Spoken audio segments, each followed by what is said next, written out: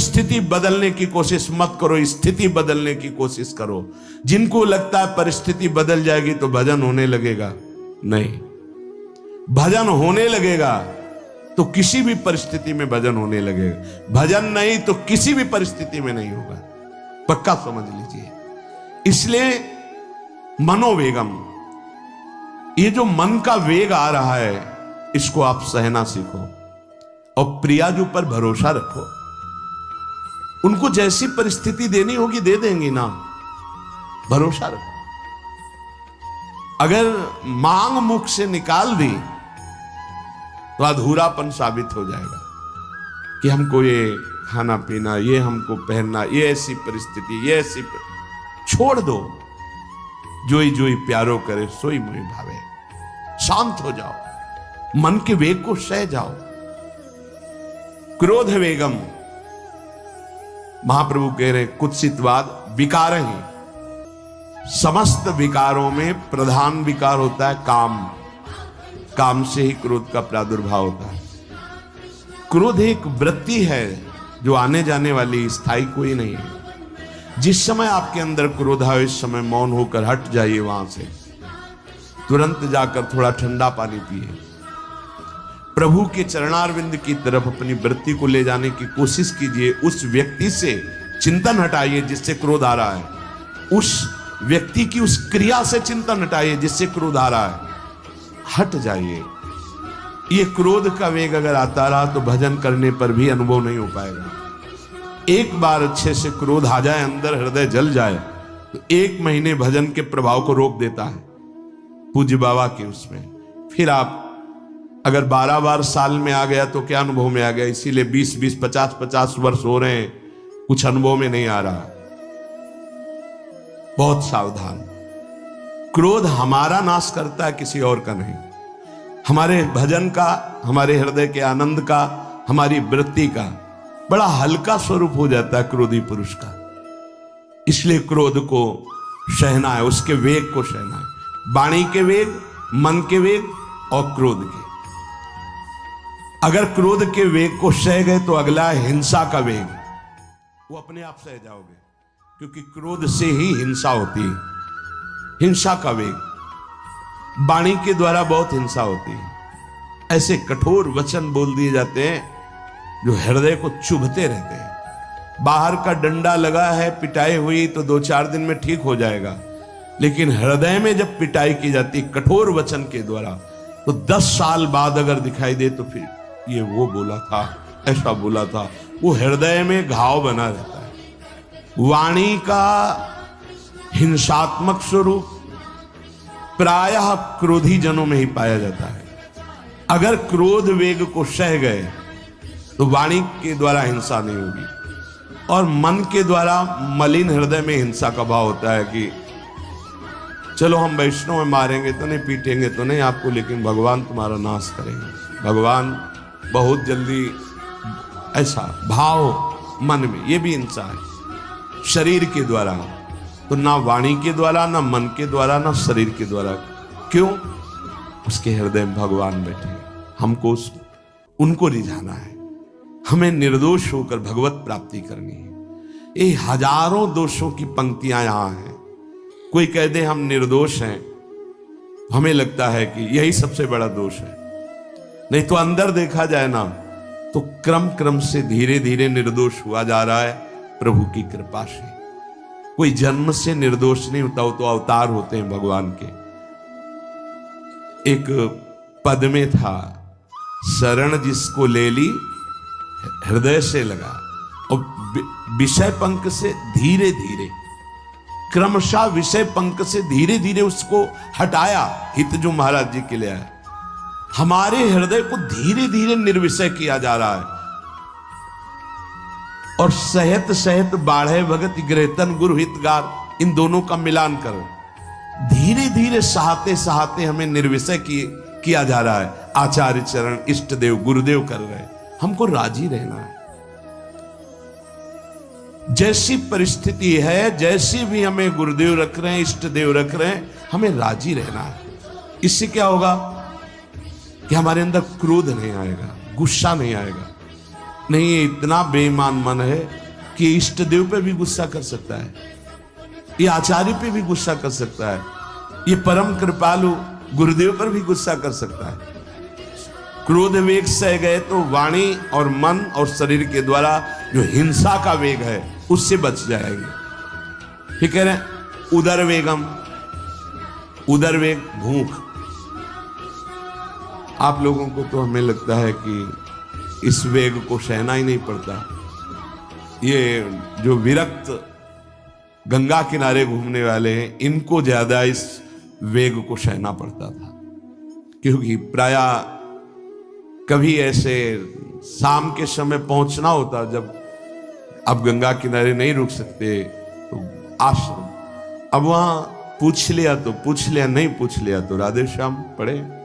अगर कोई मंदिर मिल गया तो हम आश्रम आदि कोई खोजना ही नहीं, गांव में तो जाना ही नहीं है, क्योंकि नवीन अवस्था में कभी गांव में भिक्षा भी नहीं मांगी, आकाश वृत्ति का ही आश्रय लिया जो शास्त्र सम्मत। गांव में कभी पूरे जीवन में किसी गांव में किसी एक रात्रि किसी घर में कभी शयन नहीं। गांव के किनारे मंदिर मिला या कोई आश्रम संत जनों का,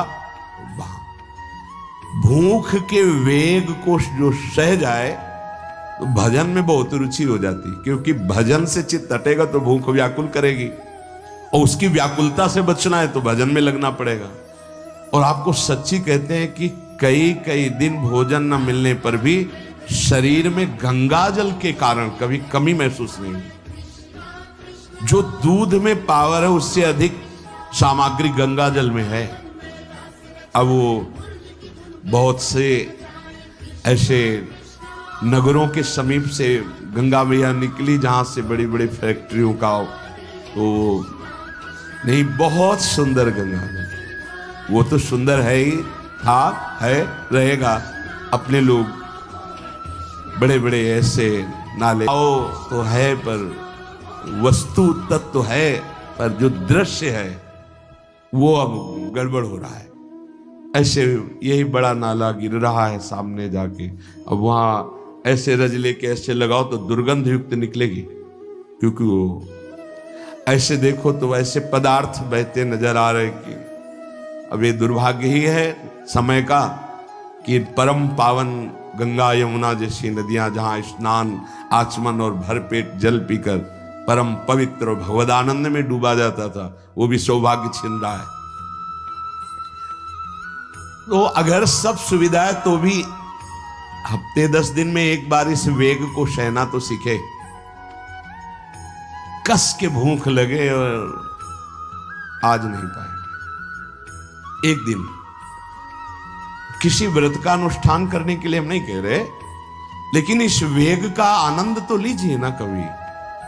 एक टाइम का छोड़ दीजिए, एक दिन के हफ्ते में सुबह थोड़ा ले लिया, बस अगले सुबह लेंगे तो आपकी दिनचर्या नहीं बाधित होगी। आपको तो मिल रहा है ना, तो मिल ही नहीं रहा। जो उदर वेग है, भूख में भजन का एक तार जुड़ता है, ये देखा है, क्योंकि ना तो नींद आएगी और ना कहीं और कोई प्रपंच की गुंजाइश है, क्योंकि उदर वेग जब भूख से व्याकुल जी होता है तो बचने के लिए एक ही उपाय है, केवल भगवत चिंतन। हटो उसके चिंतन से। ये पूर्व के संतों ने बहुत कष्ट पूर्वक भजन करके जो लाभ प्राप्त किया है वो आप लोगों को सहज में मिल। कभी कभी अपने को इससे परिपक्व करना चाहिए। जैसे शास्त्रीय पद्धति में महीना में 2 तो व्रत है ही हैं, 15 दिन में एक एकादशी, 15 दिन में एक एकादशी। वो इसीलिए रखा गया है सार्वजनिक रूप से कि वो संयम को ना कर पाए तो 15 दिन में एक दिन संयम पूर्वक पवित्र भजन। अपने लोग जानबूझकर हफ्ते में एक टाइम छोड़ दें या एक दिन कभी ऐसे, तो उदर वेग को सहते हुए भजन। उदर वेग देख लो, उदर वेग को सहने के लिए तो अगला जो बात कह रहे हैं वो अपने आप सह जाओगे। जैसे क्रोध वेग को सह गए तो हिंसा वेग पर आप शासन कर लेंगे, ऐसे उदर वेग को सह गए तो उपस्थ वेग को सह जाएंगे। उपस्थ वेग कहते हैं जनेन्द्री के, कामोपभोग को। जब पेट में भरपेट भोजन ही नहीं है ना, तो और कुछ चिंतन ही नहीं रहा। यौवन अवस्था, जवानी ऐसे भगवान ने काटी है कि याद ही नहीं रहा कि संसार का कोई सुख होता है। वह एक लक्ष्य ब्रह्माकार वृत्ति कैसे कैसे तत्वबोध हो, बस कठिन से कठिन जहां वैराग्य की भूमिका, वहां कूद जाना, उसी में स्थिति में आने की कोशिश करना, देह राग का त्याग करना, ये युद्ध चल रहा था। बड़ी कृपा है। उपस्थ वेग, इसका जनेन्द्री का वेग आता है। जो स्कूल में आदतें जिनकी गंदी हो गई बच्चों की, फिर आगे वो संयम में, उनको बहुत बाधा है। कई ऐसी क्रियाओं से वो जानकारियां रख लेते हैं कि जो अपना सर्वनाश करने के लिए पर्याप्त है। उपस्थ का जब वेग आए तो सहने की सामर्थ्य उसी की आएगी जो उदर वेग को सह जाता है। पक्का। किसी उपासक को देखा बहुत शरीर कृश हो रहा है, तो पूछा क्यों, भोजन क्यों नहीं करते, आप ऐसे कैसे हुए, पहले तो आप ऐसे नहीं थे, आप तो पहले बहुत स्वस्थ थे, फिर क्यों, का ऐसे नहीं, बताइए क्या, ज्यादा आवश्यकता नहीं है, जीने के लिए बस प्राण पोषण के लिए डाल लेते हैं, क्योंकि जो शांति चाहिए वो तो इतने से मिलेगी। बहुत बहुत प्रसन्नता, ठीक है, ठीक चल रहे हो आप, पर इतना पाते रहो कि सीढ़ियां चढ़ उतर ले, इतना पाते रहो कि आपका शरीर काम करे। उनका हृदय में बहुत प्रसन्नता है, बहुत सुंदर। संयम में अपने आप को ले आना, ये महात्मा का लक्षण होता है, चाहे स्त्री शरीर हो चाहे पुरुष शरीर हो। धन्याति धन्य, आप अपने आप को कस दीजिए, यही तो राग त्यागना ही। जो जवानी में अपने आप को जला दिया वो बुढ़ापे में चमकता है, ध्यान रखना। जो जवानी में उद्दंडता में समय व्यतीत किया वो बुढ़ापे में गंधाता है, ये भी ध्यान रखना। गंधाता, वो अंदर जो दुर्गंध के पौधे थे ना, वो सब दुर्गंध फैलाते हैं। पूज्य श्री पंडित गया प्रसाद जी महाराज जी ने कहा, गृहस्थी में होते हुए भी 40 और 45 के बीच में काम विजयी हो जाना चाहिए, नहीं तो जीवन बिल्कुल बर्बाद हो जाएगा। जो कुछ गृहस्थ धर्म की सेवा है 40-45 के बीच तक हो जाए, मतलब 20 से 25 से ब्याह हुआ आपका, 40-45 तक लड़का बच्चा, इसके बाद अखंड ब्रह्मचर्य, 40-45 से संयम में हो जाओ तो तुम्हारा जीवन सार्थक हो जाएगा। पूज्य पंडित गया प्रसाद जी महाराज। बहुत जरूरी है उपस्थ जनेन्द्री के वेग को सहना, पर हर वेग अपने आप में बहुत कठिन है, पर एक दूसरे से इसका तारतम्य है। यदि उदर वेग रसेंद्री को आप शासन में ले लिए तो जनेन्द्री को आप शासन में ले लेंगे, और अगर रसेंद्री को शासन में ले लिया तो जनेन्द्री को शासन में ले सके असंभव, पक्का। और जनेन्द्री रसेंद्री के सब खिलवाड़ चल रहे, तो परमार्थ और भगवत प्रेम प्राप्ति तो सब अभ्यास जिनका भगवदाकार हो गया है, वो विषयान ग्रहणम तो मुंचंत हुआ। जब इंद्रियों पर शासन बाबा ने अपने किया तो 24 घंटे में एक कवल पाते थे, एक कवल। आश्चर्य होता है, ऐसे सामने दाल रोटी सान ली गई और एक कवल जितना। बाबा सिद्धासन पद्मासन का से, और जब भगवदानंद ब्रह्मानंद में 70 घरों में एक दिन में भिक्षा में जाते थे, एक दिन भिक्षा। अब वहां गए तो एक कवल तो पाया ना, तो 70 कवल हो गए। विषयान ग्रहणंत मुंचंत हुआ, कोई फर्क नहीं। पर हम क्या होता है कि स्थिति होती नहीं तो सिद्धों की नकल करने लगते नहीं। पहले हम साधक हैं, पहले हमारी इन वेगों पर विजय प्राप्त करने की वृत्ति आनी चाहिए। वाणी का वेग, मन का वेग, क्रोध का वेग, हिंसा का वेग, उदर का वेग और जनेन्द्री का वेग। एतान वेगान सहते यस्तु विद्वान, वही शास्त्रों के रहस्य को जानने वाला परमार्थी है जो इतने वेगों को सह जाए। निंदा चास्य हृदयम नोपहन्यात्,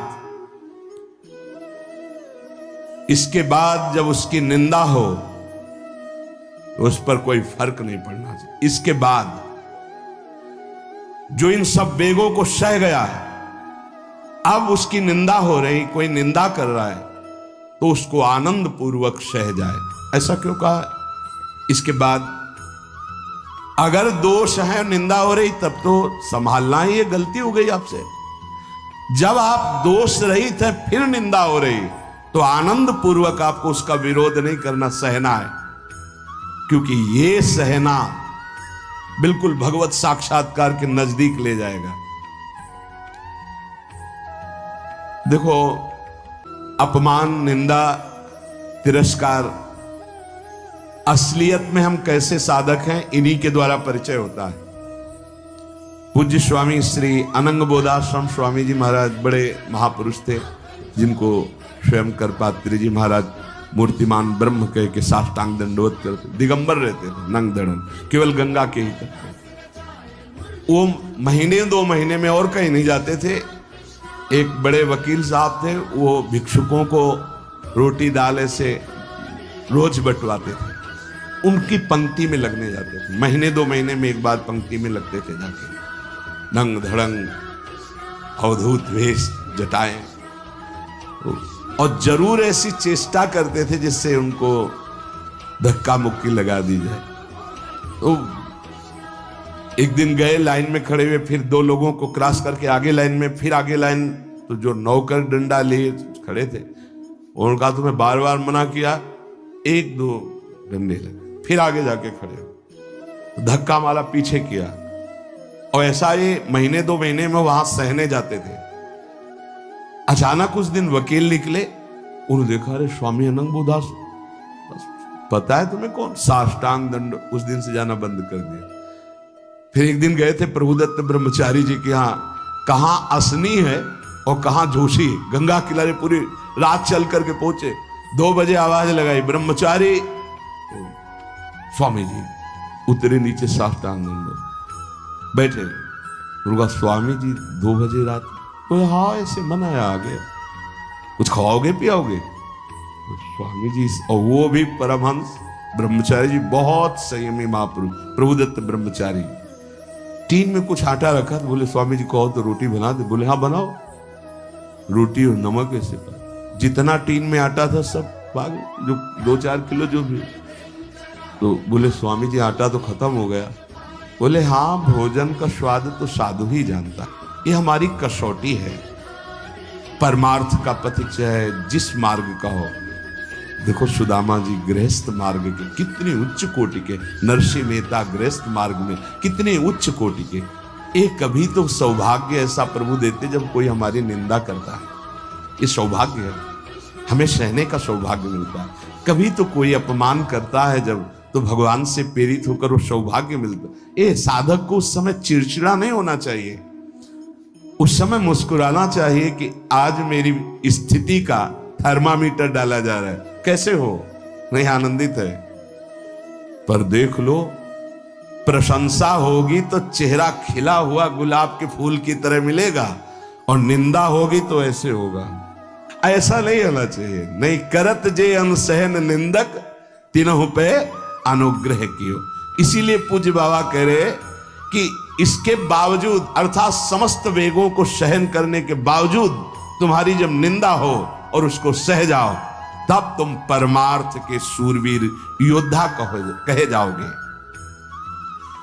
विपत्ति में सब साथ छोड़ देते तो हृदय के भी साथी साथ छोड़ते हैं, ध्यान रखना। जब विपत्ति आती है तो मन भी साथ देना बंद करने लगता है, विपरीत जाने लगता है, बुद्धि भी विपरीत जाने लगती है। इसलिए जो विपत्ति में अपने धैर्य और साहस को ना खोकर अपने सिद्धांत से चलता है उसे महात्मा कहते, चाहे वो गृहस्थ हो चाहे विरक्त हो। ध्यान दीजिए, संपत्ति में, अनुकूलता में तो सब सावधान होने की कोशिश करेंगे, बड़ी कृपा है भगवान की। यहां कहने विपत्ति में सब साथ छोड़ते हैं, ये जीवन में देखा है। विपत्ति में ना तो बाहरी कोई साथ देता है और न मन साथ देता है। उस समय भजन साथ देता है। भजन विपत्ति में हृदय को जो दृढ़ रखे, धैर्यवान और साहस बिल्कुल ना गिरने पावे, आगे बढ़ो, नाम जब तुम्हारा भजन वैसे ही चलना चाहिए, तब समझना चाहिए कि हमारी साधना परिपक्व। विपत्ति में कोई साथी नहीं, देखा गया है, कोई साथी नहीं। मन भी धोखा दे देता है, मन भी, अपना मन भी साथी नहीं। उस समय केवल भजन साथी होता है। तभी विपत्ति को कुंती जी ने मांगा, क्योंकि उस समय एक ही साथी होता है, हरि बस। संपत्ति में तो बहुत साथी मिल जाएंगे, अब तो साथी ही साथी हैं, जिधर देखो उधर साथी हैं। और उस समय तो जिधर देखो उधर केवल हरि है, दूसरा कोई है नहीं। ये बड़ा सुख मिलता है जब तिरस्कार और विपत्ति एक साथ होती है, तो सीधे प्रभु से फोन में बात होती, सीधे प्रभु होते हैं कि आपके सिवा को। इसीलिए बहुत प्रवीण है कुंती माता, इसीलिए कहा कि मुझे विपत्ति दीजिए जो हर कदम में आपका स्मरण करती है। अच्छा, प्रभु जब कृपा करते हैं तो ऐसी विपत्ति देते हैं कि अंतिम श्वास तक वो बनी ही रहती है, अंतिम श्वास तक बनी रहती। हर कदम पर जैसे गार्ड रखा जाता है ना, सावधान, यहां से ऐसे ऐसे ऐसे, हर समय विपत्ति महारानी सावधान, तुम्हारा जीवन कभी भी नष्ट हो सकता है, किसी भी क्षण नष्ट हो सकता है, इसलिए हर समय लक्ष्य पे रखो अपनी दृष्टि, प्रिया प्रीतम पे। ये कृपा होती है। तो उपासक को जब विपत्ति मिले, सब साथ छोड़ दें, मन भी ना लगे, तब धैर्य और साहस दोनों को सुरक्षित रखते हुए साधना में समय आया है, परीक्षा आई है, फेल मत हो, धैर्य पूर्वक डटे रहो, निकल जाएगा। ये तूफान है, मन का तूफान है, माया का तूफान, निकल जाएगा, आगे बढ़ो। अगर भूल गए तो इससे बड़ी कोई हानि नहीं होगी, ध्यान देना। साहानिस्तन महच्छिद्रम सा चांद्र जड़ मूढ़ता यन्मुहूर्तम क्षणार्धम वा वासुदेवम न चिंतयेत। अय उपासक, वो मुहूर्त, वो आधा क्षण जिसमें आप अपने प्रभु को भूल गए, किसी भी प्रकार से अपमान को देखकर, निंदा को सुनकर, विपत्ति के चक्कर, सबसे बड़ी हानि हो जाएगी। आधे क्षण के लिए भी प्रभु को नहीं भूलना सबसे बड़ी त्रुटि, अंधापन, जड़ता, मूर्खता होगी। एक क्षण के लिए भी नहीं, ना संपत्ति में भूलेंगे और ना विपत्ति में भूलेंगे। जो उपासक है वो ममता शून्य होता है, इसलिए उसका भजन नहीं रुक सकता। न शरीर पे ममता है, न किसी संबंधी पे ममता है। तो विपत्ति किस पे आएगी? इन शरीरों पर ही तो आती है। विपत्ति किस पे आएगी? संबंधों पर ही तो आएगी। तो उसका भजन क्यों नहीं रुकता? क्योंकि ममता शून्य है। इसीलिए इस ममता पर प्रहार गुरुदेव करते हैं, आचार्य शास्त्र करते हैं। ममता शून्य बनो, अपनी ममता केवल प्रियालाल से। तो भारी विपत्ति में भी हमारी ममता सुरक्षित श्यामा श्याम से, उनका चिंतन चलता है। एक एक कदम पर वो मुस्कुराते नजर आते हैं, जब किसी का सहारा नहीं होता, किसी का भरोसा नहीं होता, कोई अपना नहीं होता है। ये जानबूझ करके किया जाता है, नहीं तो संसार में सबके कुछ न कुछ अपने होते हैं। संसार में कुछ न कुछ सपने होते हैं और कुछ अपने होते हैं। जानबूझकर सब सपने मिटाए जाते हैं और सब अपनेपन मिटाए जाते हैं। हमारा स्वप्न भी प्रभु होते, कल्पना, भावना, चाहत, गति, जो हमारे प्रभु होते हैं। हमारा अपनापन भी प्रभु से होता है। अब व्यवहार में सब अपने हैं। अब देख लो, पहले एक बार अपनापन हटाया, ममता हटाई, प्रभु के चरणों में रखी। इसके बाद अब सबसे प्रभु भाव से नाते नेह राम के मने अब कोई फर्क नहीं। पर अभी ममता से समता में नहीं पहुंचे, इसलिए ममता हटानी है। एक बार हटाओ अपने शरीर से, अपने संबंध से, अपने इंद्रियों के भोगों से ममता हटाकर श्री जी के चरणों में। एक अहमता ममता ये जग में है दुखदाई, ये जब श्री जी की ओर लगे तो होत परम सुखदाई। उपासक को क्यों विघ्न नहीं पड़ता भजन में? क्योंकि उसकी कहीं ममता ही नहीं होती। अब वो पधार गए, तो मृत्यु लोक है, जाना ही है, राधा राधा राधा। बलराम ब्रजवासी बताते कि उनके बगल में एक गृहस्थ भक्त थे, तो उनका पुत्र मथुरा गया तो एक्सीडेंट से पधार गया, और उनके 4 घंटे जब का नियम था,